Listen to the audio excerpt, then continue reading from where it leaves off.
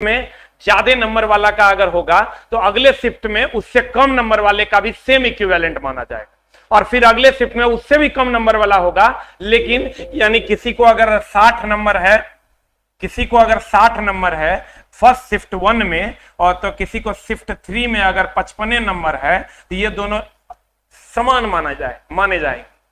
कैसे, इस पर हम लोग चर्चा करने वाले हैं। तो प्यारे विद्यार्थियों, इसका मतलब यह हुआ कि अगर अलग अलग जोन में आप अपना जो एग्जाम दिए हैं उसमें 3 शिफ्ट में अगर मान लीजिए एग्जाम हुआ है, शिफ्ट 1, शिफ्ट 2 एंड शिफ्ट 3 में, तो आप ये समझिए कि आपके शिफ्ट में अगर 60 का जितना वैल्यू है, दूसरे शिफ्ट में अगर क्वेश्चन टफ है तो 55 का उतना ही वैल्यू। आप कहिएगा कैसे?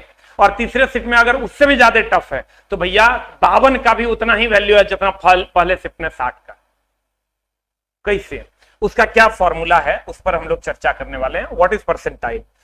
परसेंटाइल का फॉर्मूला है number of student appear in the shift with raw score equal to or less than the candidate but total number of candidate who appeared in the shift गुना 100। आप कहिएगा नहीं समझे सर, तो हम निकाल के दिखाते हैं आपको।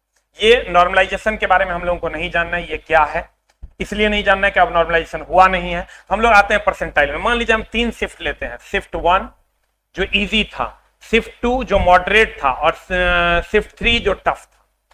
गौर फरमाइएगा, शिफ्ट 1 का जो 65 नंबर है रॉ मार्क्स, वो शिफ्ट 2 चूंकि मॉडरेट था, ये इजी था, ये मॉडरेट और ये टफ है, वो इसके 62 के बराबर है, और शिफ्ट 3 के 60, ये तीनों आपस में बराबर। अगर टफ में किसी को 60 आया है और इजी में किसी को 65 आया, तो ये तीनों आपस में बराबर है। कितना बढ़िया सिस्टम। कोई ये नहीं कह सकता कि मेरा टफ था तो मेरा कम मार्क्स आया इसलिए नहीं हुआ। आप ऐसा नहीं कह सकते। में अगर किसी का 60 है तो हो सकता है इसका 65 नंबर में हो जाए, और हो सकता है इसका 60 नंबर में हो जाए। डिपेंड करेगा कि उसके सिटिंग का जो स्टूडेंट मार्क्स लाया है वो मैक्सिमम कितना, मैक्सिमम को ही 100% मान लिया जाए।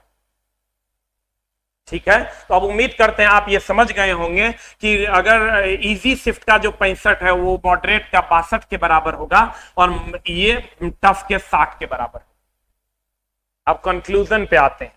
कंक्लूजन आप कहिएगा क्या है? तो मेरे दोस्त, सेम परसेंटाइल होने पर एज प्रेफरेंस और सेम एज होने पर अल्फाबेट लेवल। आप कहिएगा सर कंक्लूजन पे आइए। कंक्लूजन ये है कि आपको इस बात का टेंशन नहीं लेना है कि हमको जो है सेम जोन में है, किसी को 62 आ रहा है, हमको 60 आ रहा है। हो सकता है आपका 60 उसके 62 के बराबर, और जोन वाइज अलग अलग रिजल्ट आएगा। ये हम पहले आपको बता दिए हैं, जोन वाइज अलग अलग रिजल्ट आएगा, और किसी का 55 किसी के 62 के बराबर हो। तो किसी को हो सकता है शिफ्ट 3 में 55 वाले का सिलेक्शन हो गया हो, और शिफ्ट 1 में जो है वो 65 वाले का सिलेक्शन हुआ हो, 55 वाले का नहीं हुआ। अगर मान लीजिए कि शिफ्ट 1 में 65 वाले का सिलेक्शन हुआ है, तो शिफ्ट 2 में जो है 55 वाले का सिलेक्शन हो जाएगा, लेकिन शिफ्ट 1 में जो 55 वाला है इसका सिलेक्शन नहीं हो। वो डिपेंड करेगा इजी है, मॉडरेट है।